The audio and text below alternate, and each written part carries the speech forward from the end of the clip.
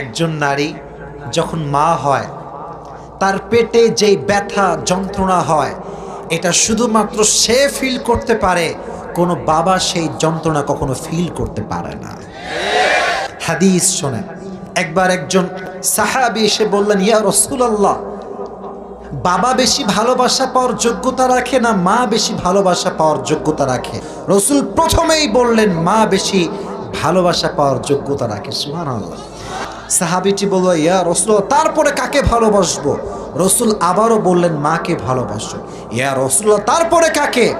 রাসূল ৩ নম্বরে বললেন মাকে তুমি বেশি ভালোবাসো। সুবহানাল্লাহ। পরে ৪ নাম্বার যখন বলল তখন বলল যে ঠিক আছে, তুমি আব্বাকে ভালোবাসবা। এর মানে প্রথম পুরস্কারও মা, দ্বিতীয় পুরস্কারও মা, তৃতীয় পুরস্কারও মা, আর সান্ত্বনা পুরস্কার পাইছে বাবা। ঠিক কিনা?